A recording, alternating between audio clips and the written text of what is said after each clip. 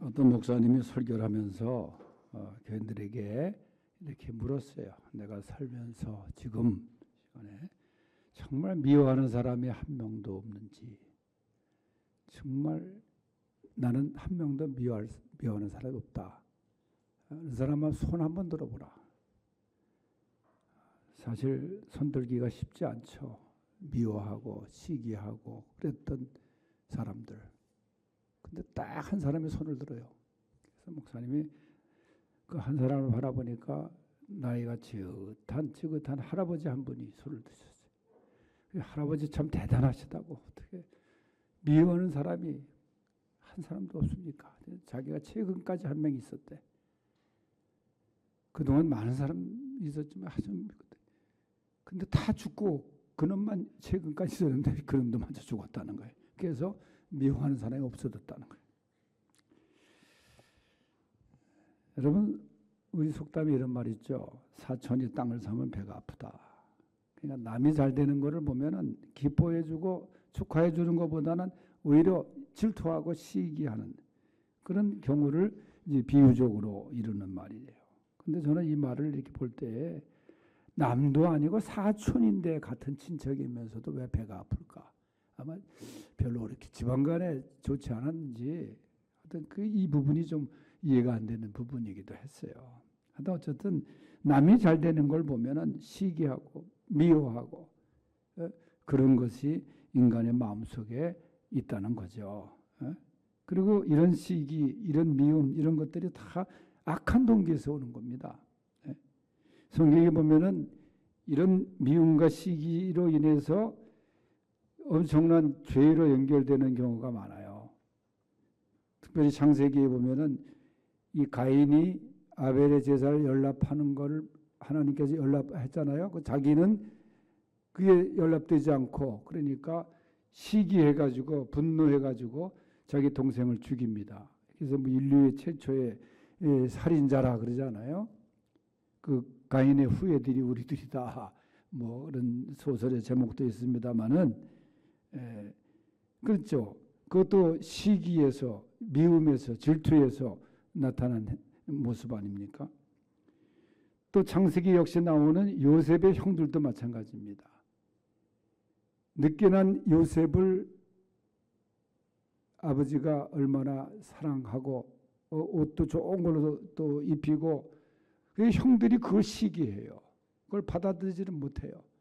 그래서 결국은 이 요셉을 죽이려고 하지 않았습니까? 구덩이에 넣어서 굶어 죽게 하려고 하다가 그 다음에 한 형제가 이걸 팔아넘기자. 그래서 애굽으로 팔아넘기지 않았습니까? 그리고 오늘 본문에도 보면은 이 사울의 시기와 질투, 미움, 그 다윗을 죽이려고 했던 그 사울의 그 마음. 근데 이 사울의 마음이, 사울 같은 마음이 우리 안에도 도사리고 있을 수 있다. 그 말이에요. 그래서 이 시간은 우리 모두는 이 사울의 마음 속에 있던 그 미움, 질투, 이거를 그 원인을 살펴보고 우리가 뉘우치고 또 이 사울을 없애는, 사울을 제거하는 그런 시간이 될 수 있기를 바랍니다. 사실 어떻게 보면 이 문제는 나부터 시작이 많이 되잖아요. 내가 미움의 대상이 없다, 미움의 대상이 있는가, 그렇게 질문을 우리가 받는다고 해도 내가 혹시 미움의 대상이 아닌가 생각해 볼 필요가 있는 거예요. 나는 미움의 대상이 아닌가.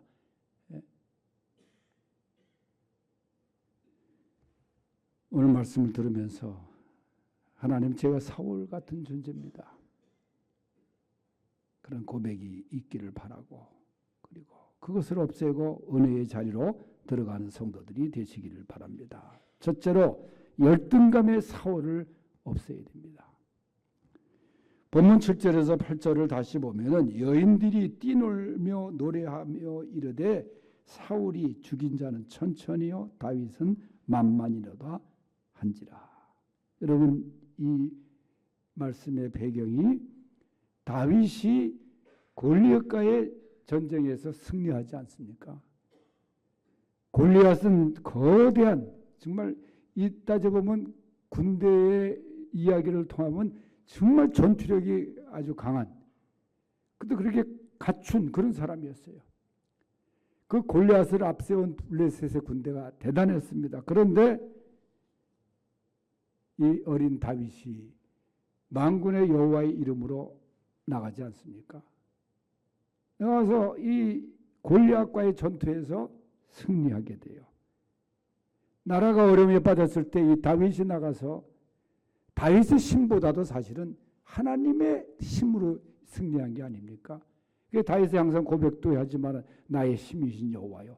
힘이신 여호와를 통해서 다윗의 승리를 경험하게 됩니다. 그리고 이제 개선 행렬이 돼가지고 들어와요.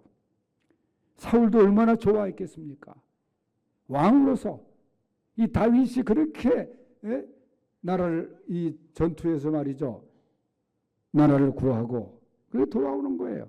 그때에 많은 이 백성들이 환영을 하는데 그때 여인들이 춤을 추면서 노래하면서 환영을 합니다. 근데 노래 내용을 들어보니까 뭐냐면은 사울이 죽인 자는 천천히요 다윗은 만만이로다, 그렇게 얘기를 하는 거예요.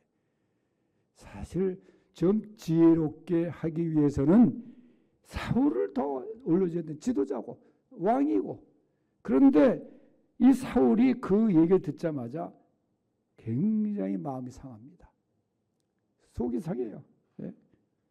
이 다윗을 더 올려주니까 너무 상한 거예요. 그러니까 이 여인들의 노래소리를 듣고 여인들의 이 구호를 듣고 말이죠. 이게 다 적으면은 인기도를 반영하는 그런 이야기이기도 하거든요. 여러분들 지금 같으면 대통령보다도 인기 있는 사람이 있다. 그 지도자, 그 지도층 중에 말이죠. 그 대통령 마음 편하겠어요.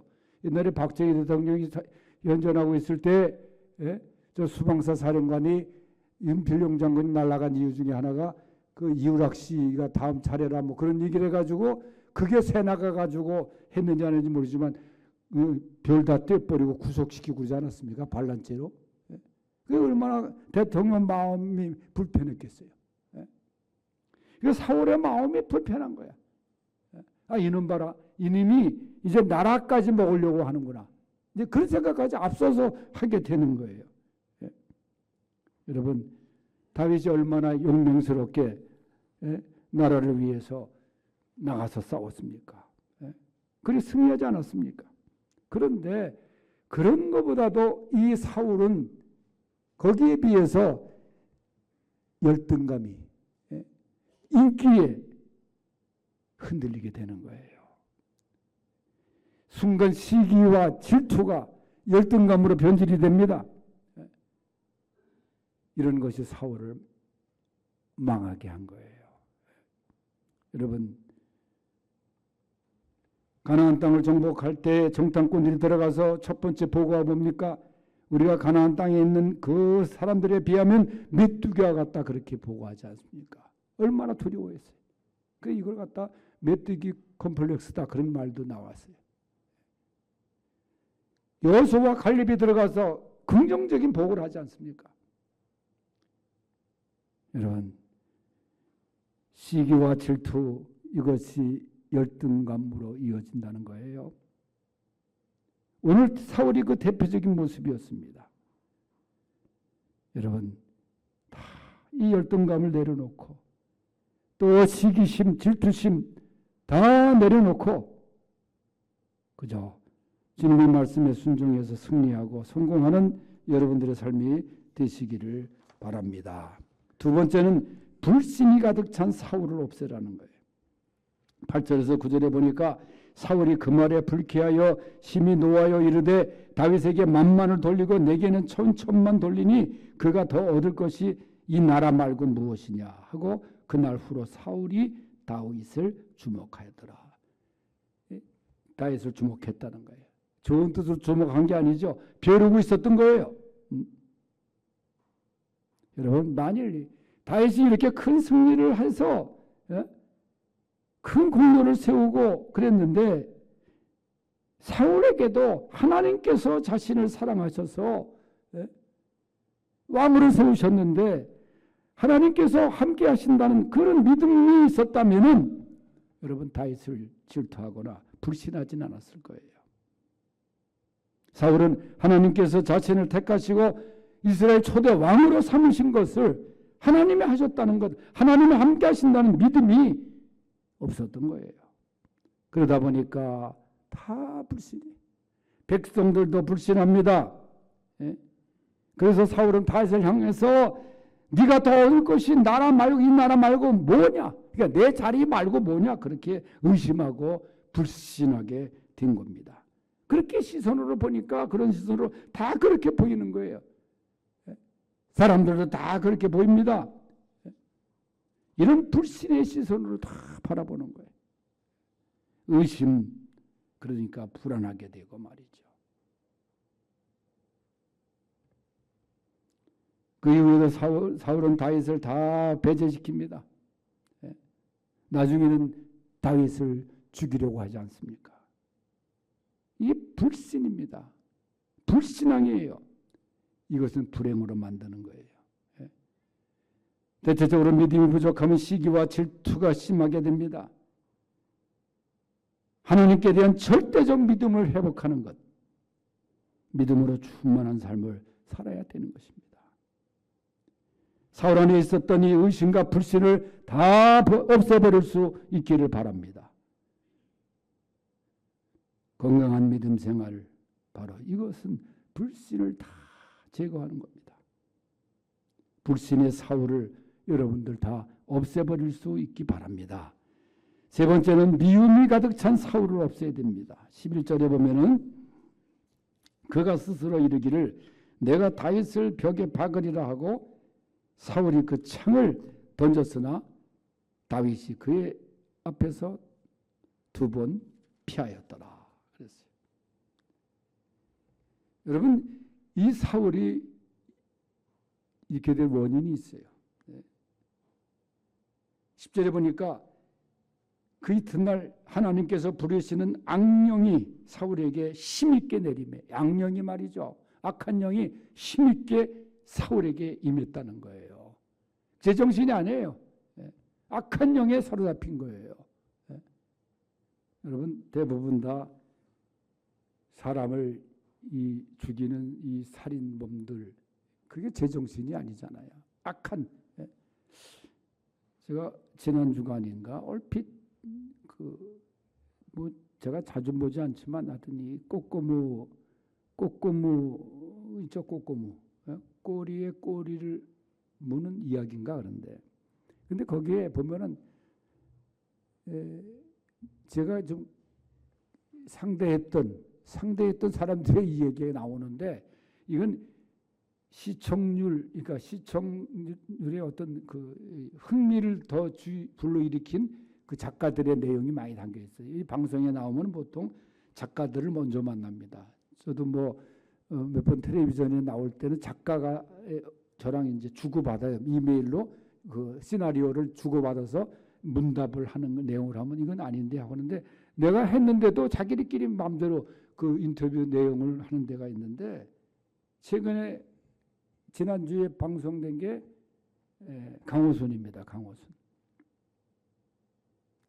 저 군포에서 살면서 강아지, 보통 강호순 하면 이렇게 개, 시베리안 무슨 종이야? 그 안고 있는 강호순이 있잖아요. 근데 강호순이를 구속되고 나서 얼마 후에 제가 상담을 하고 했었는데 이제 그런 사람도 이제 그날도 그 문제가 나왔어요. 아들을 불러놨을 때 그 여제, 그러니까 추가 살인한 것을 이렇게 자기가 그 자백하는 그런 내용을 그것까지 방송을 어떻게 입수해가지고 했더라고요. 그래서 저도 그 방송 보기 전에 얘기인데 강호순을 처음 만났을 때 뭐 이렇게 잘생긴 사람이 있나 그럴 정도였어요. 그 사람이 생기긴 참 잘생겼는데 그 말문을 제가 여기 해서 강호순에 대한 그 좀 읽고 들어갔잖아요. 단 둘이 교도관 한 명 있고 상담실에서 만나는데 마음문을 열고 시작한 게 뭐냐면 아들은 잘 있습니까? 아들 누가 키웁니까? 그때의 강호순이가 눈물을 팍 쏟더라고. 그러니까 암만 살인범이라도 자기 자식에 대한 게 있잖아요. 예? 그래서 제가 이 이야기를 이어가고 나중에 이제 기도해주고 그랬으면 아직까지 살아 있는데 어떻게 맨정신으로 그렇게 사람을 잔혹하게 그렇게 많은 사람을 죽일 수가 있을까? 이 악한 영에 사로잡히면 그렇게 하게 되는 거 아니겠어요? 근데 그 아들이 참 묘한 게 또 아들이 아버지가 복무했던 저 수도 저 기계화 사다 수기사 맹호부대에 글로 또 똑같이 떨어진 거야. 아버지가 포병이었는데 아들도 또 포병으로 온 거야. 우연히 갔겠죠. 우연히 전산으로 다 보내니까. 그래서 이석구 장군 이 사단장 할 때 일인데 그 강호순이 아들이 여기 있으니까 좀 잘 관리하라. 잘 제대할 때까지 관리하라. 그렇게 사단장한테 얘기를 했더니 사단장이 법무참모한테 또 지시를 하고 그래서 내가 그 부대를 갔었다니까. 수기사 포병 60대대 가서 대대장을 만났어요. 강호순이 아들 잘 좀 보살피러 가고. 근데 참 한 번 아찔한 순간이 있었대. 대대장 얘기가.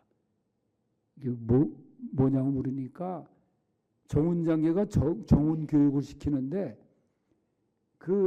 이 강호순 화면을 띄우면서 그 강호순이의 그 살인죄 그 이제 범행에 대해서 이제 교육을 하는 중에 강호순 사진도 나오고 막 그럴 거 아니에요. 그런데 마침 그 아들이 보초소로 나왔다는 거야. 보초.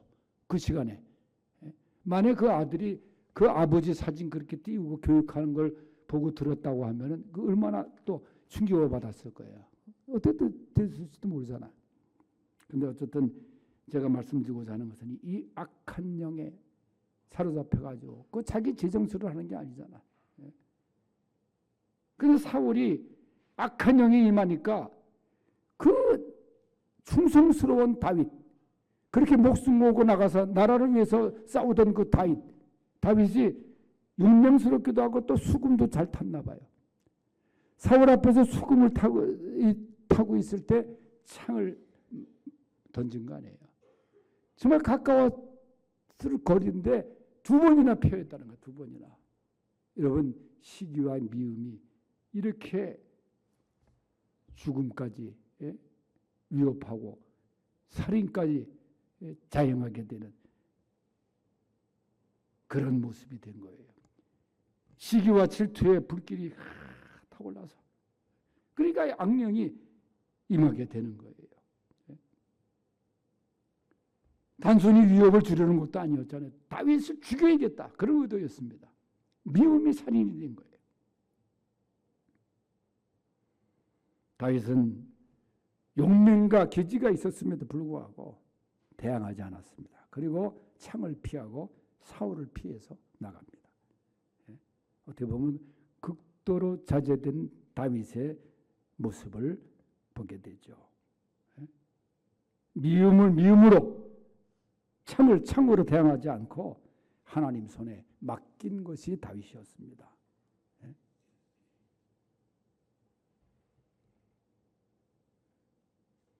우리는 이 미움 대신 사랑을